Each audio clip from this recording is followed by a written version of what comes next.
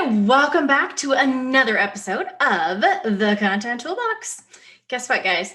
I have been asked to do a live workshop here locally, and I've done it twice now, and I'm actually going to turn this into another live workshop. So we are going to repurpose our repurposing fast track, because the biggest thing that people keep asking me about, and the biggest thing that is making the biggest difference in anybody's business, is nailing that attraction bridge, which is a way of relating a personal story over to a business story so that you can lead with something personal. That is exactly what I am going to cover on this episode. I'm uncovering some awesome training that I had done from our event. So I want to have this for you guys. We never actually played it. We only did it at our event. I'm pulling it out of the archives. I want you guys to be able to have this training. So we're going to tee up the theme song, and we're going to tee up that training. And I will let you guys know at the end where you can get involved to actually do this with my personal guidance and make this happen for you and your business and your stories. Get out there and really develop that storyboard. So check this episode out. You want to understand and learn to use this attraction bridge method in everything that you're doing in all of your messaging for sure. So let's go with the theme song, and we'll see you guys on the inside. I ran marketing departments in corporate America for 10 years and then ran a digital agency for over another 10 years. So I know the roadmap to online success, and that formula always includes producing content to share your message, from your marketing message to sales and delivery. Hi, I'm Jennifer Neal, and you're listening to the Content Toolbox. I believe the secret to finding and creating raving fans online is through you. In building relationships through stories that share who you really are, create genuine, crazy, raving fans that keep begging you to take their money. And on this podcast, we'll be talking strategies, tactics, tips, and more with myself and other industry experts. So buckle up and start your engines, because it's go time. I wanted to share with you the methodology that we use that I actually call the attraction bridge. And that is based on having a story that you're starting with. It's exactly what we want. So my methodology actually picks up right from the point where you have that story and you know what it is. But here's the thing that people ask me all the time. Okay, so I have a story and it's about nothing to do with business. So what am I actually going to do with it? Like, how do I transition people into a place where I'm taking a personal story and then I am bridging that into a way that makes sense for me to bring them along into my business? And it's true. And so I wanted to share with you one of the things that I've used recently. And it was one of our very top converting emails ever that we had sent out. And it was ironically a story about eyelashes. Now, I don't sell eyelashes. In fact, I sell how to repurpose your content and how to get all of that traffic to one central authority site. Those are things that we're focusing on. It has nothing to do with eyelashes, just to be clear. But I went back in my storyboard, right? And I said, okay, I want to find a story that talks about this particular emotion.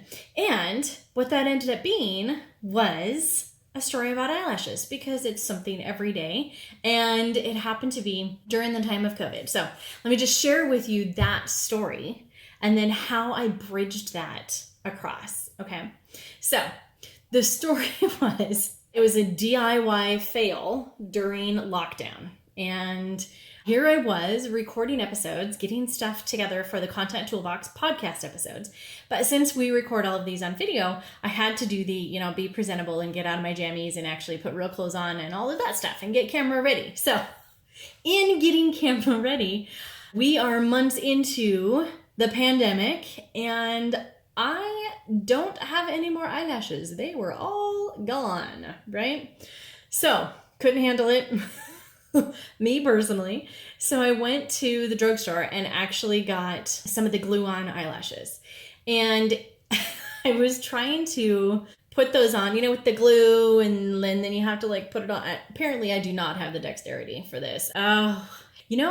in the movie Cannibal, in the very first movie, when they find him and he's in the prison and he's like, oh, check this storage container thing, and they go into the storage container, and the agent, what is her name? So the FBI agent, Jodie Foster, she is out and she weasels her way down underneath the garage door. And she comes up inside the garage door and she's checking out with the flashlight all the stuff inside the storage container. And you got the eerie music playing, you know it's going to be creepy.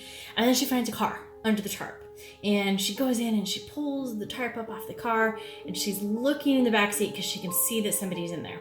Turns out it's a mannequin in the back seat, but covered up under the little hood is the glass jar that contained a real head of a cross-dresser that had been beheaded. And in that, I remember very clearly, like, there was the head floating in the bottle, and then there was like one of the false eyelashes that was like hanging half on and half off, and all of them were glued together and stuff because they were wet and probably put on all poorly. And anyway, that is pretty much exactly like what my eyelashes ended up looking like when I tried to put them on from the drugstore. So, thankfully for all of you, the pandemic crisis has lifted a little bit and I can now pay somebody else to take care of my eyelashes for me so you don't have to deal with dead head in a jar eyelashes Jen, right? That's not a pretty sight for anybody.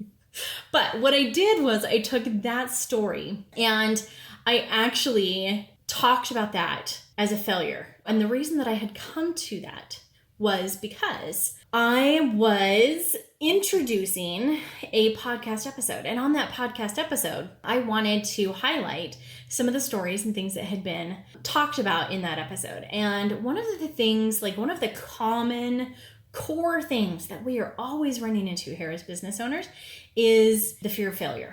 And that is, I know it's a big issue. So on your storyboard, when you're working on that, your storyboard should contain your core values and some core emotions. And those are going to be the things that you talk about all the time, that you find yourself constantly repeating.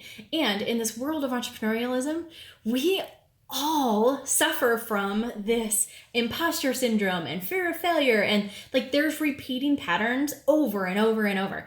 And so those patterns, like those things need to be in your storyboard. And that's one of the stories that I wanted to highlight in the podcast, but I didn't want to just send a story jumping right into something about, oh, we're dealing with fear of failure, blah, blah, blah. Like it had to be more interesting. I needed that attraction and bridge to share something personal from an actual story and then bring that through so that people were already engaged and like already connecting with me, which means they're just going to come right along, right? So let me just rewind a little bit here. The whole entire point of our messaging and the reason that we're publishing, the reason we're out there sharing all these different messages and stories, and if we're a podcast or we're on a podcast, is we're trying to get more traffic to our business. Absolutely. So that we can grow, so we can scale, so we continue to serve and help other people as we have been called to do. And that's our whole purpose. But what it comes back to is getting enough eyeballs on your offers so that you're able to increase your bottom line, so that you're able to increase your impact and awareness. And all of those things have to come from making sure that you have the messaging that attracts. And if we continue to work backwards, that comes back to that know, like, and trust factor, which these days is really more like a know, like, and love factor, because everybody is making decisions based on how they're interacting with you online, especially right now in a social distance world. What they are seeing and hearing online, that's it. Well, the key to these social platforms is to be social, to be socially engaging, to be personable, to be relatable as a real human who also has failures and can't glue on eyelashes. Like that's a thing. And so it dawned on me when first of all, that was our biggest converting email, like I said, but I had several people ask me, how do you come up with these stories? And every time you send these things out, like it makes me want to keep reading because I've caught them on the attraction bridge and they're following me across, right? But people want to know, how is it that I'm relating a personal, completely non-business related, seemingly absolutely nothing to do with the other story How do we make that bridge, that transition?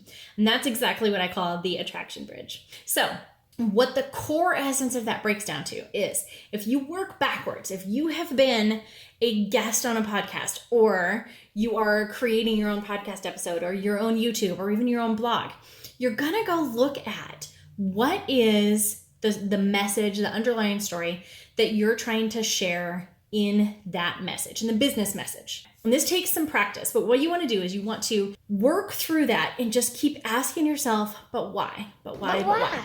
Why was it important for you to put the time and effort in to write that blog or create that video or talk about that as a guest on another podcast? But why? Why was that topic important? And I guarantee you that if you keep asking enough whys, you are going to break it down to a place where you find yourself running into a core emotion or a core value that you hold dear.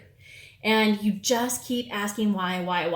But why? Well, for me, in the episode that I was sharing, that core why kept coming down to, there's plenty of patterns, so I just had to pick one, but it kept coming down to overcoming that fear of failure and having confidence that what you're doing, you know, is going to work. So that fear of failure, I'm like, okay, now that I've identified why, what is the core emotion? What am I getting down to? Now that I've identified that piece, when's another time in my life when I felt the same way? And I always like, okay, it doesn't have to be business related. What am I going to do? When's another time when I had an epic failure? And for me, I've had a lot of those stories. And so I keep them in my story bank, but it's kind of fun to be able to pull out. So I just looked, I'm like, okay, there's the time that I like totally Supermaned across my bike, skinned up my chin. There was the time that I lost the championship in the swim team. There was, there's all these times that I have run into failure. And I know because I keep them on my storyboard of like, these are fun stories to share because they put me in a relatable place. Everybody has childhood stories. Everybody's crashed on their bicycle. Everybody's lost something at sports, at least those of us that were playing before it was participation only. But we all have had those kinds of experiences. And what I want to find is something that people can totally relate to. And while eyelashes may not be something that everybody can relate to, we have all seen really badly done eyelashes. And in the story, I also had to share the head in a jar eyelash because everybody has seen that movie and you can instantly picture that smushed face and the closed eyes and the one little eyelash like hanging off, right? Totally easy to say, yep, that's what I did. So it's fun to be able to relate another failure to what the final core emotion is that the episode is about. So the way the attraction bridge works is I break the message, the business message down and find that why. So fear of failure. Then when's another time in my life when I felt the same way? Okay, I've narrowed it down. I'm going to use the eyelash story. Great. Okay, now I have eyelashes, failure. How do I bring people across? So you tell the story and you highlight the epic failure. And then I highlight the fear of failure, that I didn't think I was going to be able to get these things on, that I really wanted to have great looking eyelashes to record. And I ended up finding a different solution and overcoming that. And turns out it didn't really matter that much anyway. And funny enough, so I'm bridging people through. I'm actually explaining what I learned from it and like how I overcame it and what I learned, right? So I'm bringing people across that bridge because everybody else who's had a trivial story that can relate to a fear of failure, they're just coming right across that bridge with me because they're like, oh yeah, I remember a time when I did that. I can totally relate.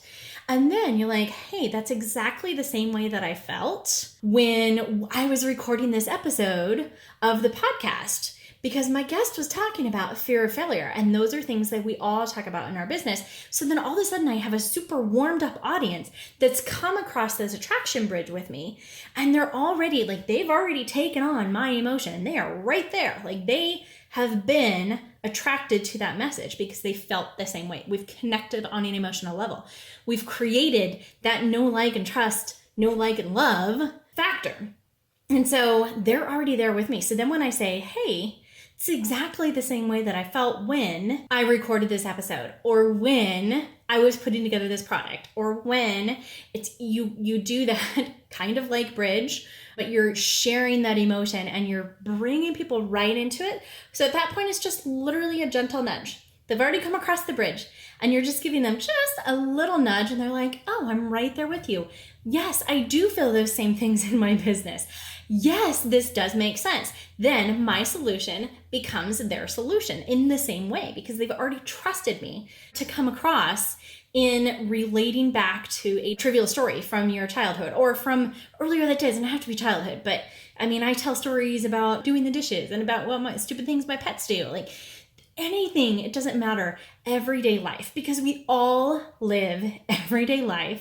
We all have these silly little stories and everybody can relate to it as long as you can drill it down to that core emotion. So you've got the business story emotion and then you have your other personal story emotion and you're using the attraction bridge to pull people across that exact same thing. And then you can take all of that same story and that epiphany that you've just experienced in understanding that core emotion and understanding what you learned from it. If you're pulling people across that way, then you can take and repurpose the crap out of that content and it's going to continue to engage because you're going to find people in the middle of that story.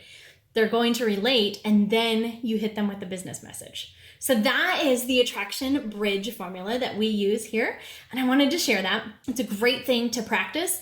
Anytime you have, like, just go look at some message that you have on your business and drill down. Just start asking why, until you get to a place where you feel that gut check, where you feel that emotion. And I guarantee that you will be able to relate it to another story and that it was going to make sense for you. And it's going to make sense for your audience. And they're going to want to come right across that bridge with you. All right. Can you guys see why that is so awesome? I keep getting asked to do this. And people are like, I want to know about repurposing. We get into it and it's like, in order to repurpose, you got to start with the good stuff. Here is how you get the good stuff, right? So this methodology is super, super key to be able to nail. Now, I've been doing this for live groups here in our local area in the Boise Valley. But I've done it enough now that I'm ready to bring this onto our online world and help all of you guys.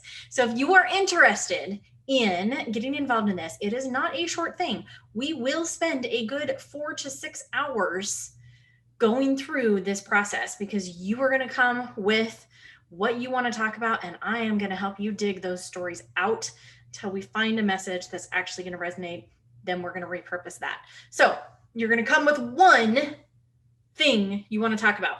We are going to repurpose what your entire story is, plus that, all of the attraction bridge stuff. You're going to leave with a month's worth of content from just that one story. And it's going to be good stuff that's going to get people engaged. So if you want to know how to do it, go check out repurposingfasttrack.com, where you can grab a seat to the very next workshop that we are doing. And you will be doing this method all on your own. So I hope to see you there. If you're interested in more in the event, check out Smarter Content Formula. You can get on the wait list for the event in January, February. And you can also purchase a copy of everything that happened at the event we just finished up, where we featured this and a whole lot more about storytelling. But this thing, you guys, this attraction bridge is seriously the key. I have literally seen people using this and it's changing the face of their social media, how they're talking about people, how they are attracting people into their business. It is the most important thing that you need to nail and be able to do for your business. You can attend this workshop as many times as you want. The next one is coming your way very soon. Repurposingfasttrack.com. Go check it out. And we'll see you guys on the next episode. Thanks. Haha. Go check out. I totally just forgot the domain. Hold on. Yeah. How about that? Forget what your actual program is called.